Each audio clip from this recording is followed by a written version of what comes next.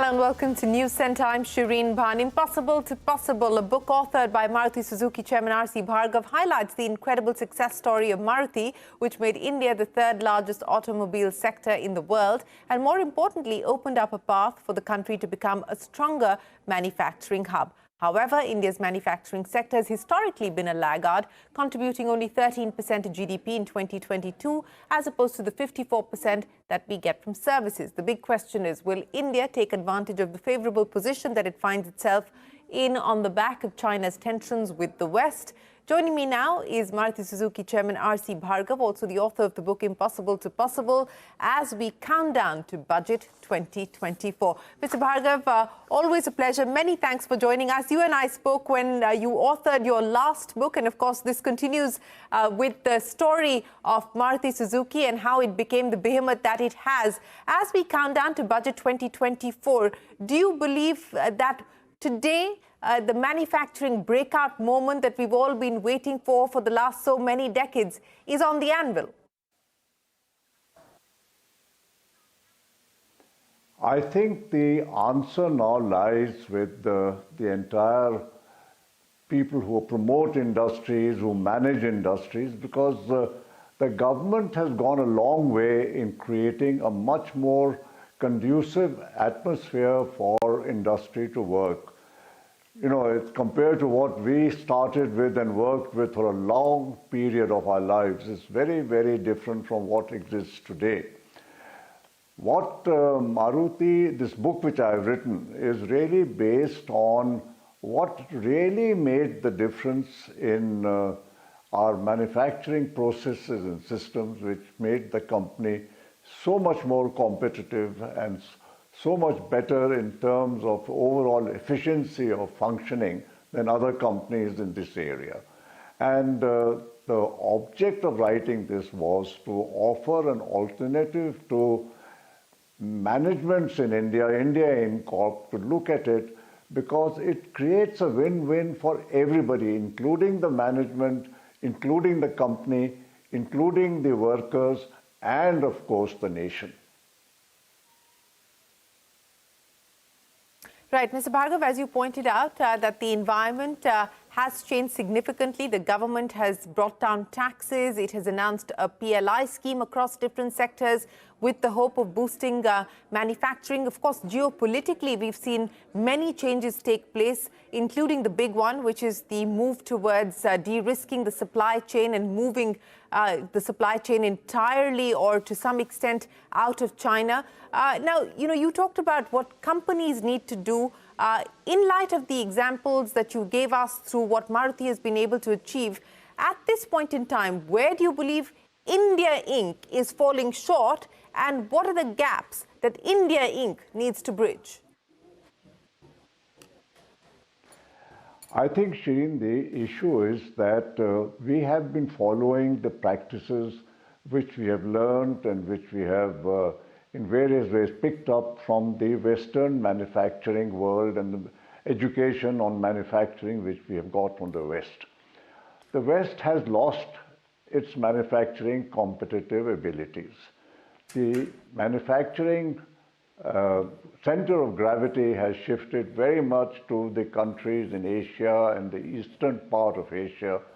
And the reason for doing that is fundamentally that what Japan did was that they recognized that other than the engineers and the managements of companies, a company has about 70% of its employees who are workers. And they understood that these 70% people acquire a great deal of knowledge and insights into the manufacturing systems and processes as practiced on the shop floor. And that this knowledge, if the managements can get this these people involved in parting with this knowledge in a way which can improve manufacturing, there can be continuous improvements in what's happening. That Kaizen concept comes in of continuous improvement in making everything better. Yeah. And this is the difference between what happens in India, where we don't recognize that workers can contribute anything different from what managements do, and what is actually being done in other countries. Right. Mr. Bhargava, we're also now in an era of heightened digitization. We're talking about not just Industry 4.0, but we're talking about an AI era. When we talk about India's competitive advantage and competitive strength, in light of these developments, in light of these changes, how are we positioned to make good of this opportunity and leverage what could potentially be a strength?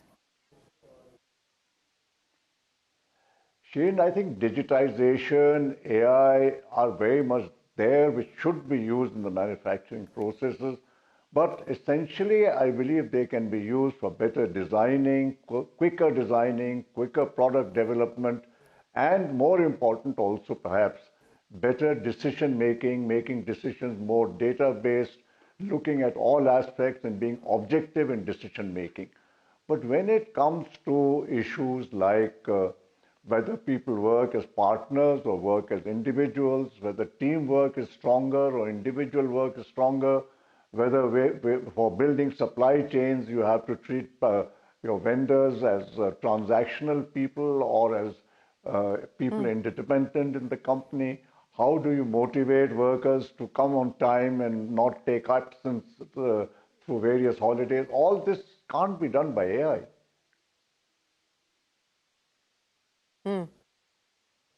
Yes, there are some limitations to how AI can be used, but of course it could enhance productivity and efficiency. But Mr. Bhargava, let's talk about creating tier one suppliers across different sectors. The auto sector has done well on that, on the back of a success story like Maruti. But for us to be able to replicate that across different sectors, what do you believe is the need of the hour today, your prescription? When we started developing our supply chain and vendors, because we had to develop everything, there was zero availability in India when we started. We completely changed the process and the relationship between the vendors and the buyer, that means the OEM. And we adopted this system where we said that we have to work as partners with them, because essentially the suppliers of components and materials and the users, which is the OEM, are highly interdependent for their future growth and success. And if they both realize that they are interdependent on each other and work in a spirit of partnership and trying to help each other, then the gains which you get in overall efficiency are far greater than if you maintain an arm's length transactional relationship. The rest of industry supply chains today is really transactional.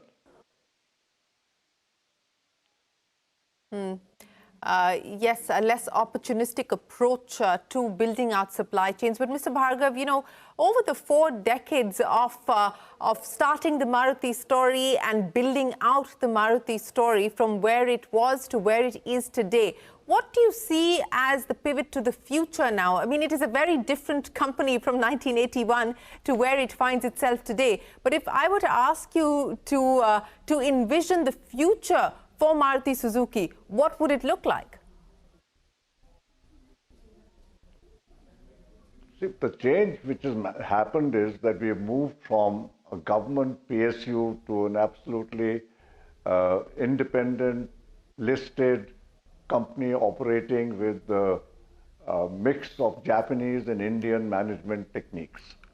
And I think the future we will only strengthen this type of working where we will look at the best practices available anywhere and build these into the company, but all the time keeping in mind that our DNA lies in having total teamwork within the company, with our vendors, with our dealers, with our associates.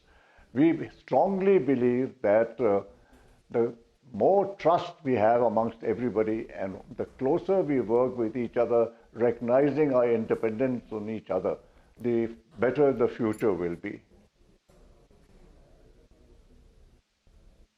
Well, from impossible to possible, that is the Maruti story. And in many ways, the hope is that Indian manufacturing will mirror the same from here. Mr. Bhargava, always a pleasure. Many thanks for joining us here on CNBC TV18 to take us through your prescription for what is needed at this point in time. A lot has changed. India Inc. needs to focus on building out not just its supply chain in a transactional fashion, but do much more in terms of trust, transparency and improvement. Thanks very much for your time. We will head into a break, but up next, with just a few days left for the interim budget, the India Venture and Alternate Capital Association, the IVCA, said that its top concerns relate to tax rates and investment in alternate investment funds. We speak with Ashley Menezes, the Vice Chairperson of IVCA, when we return.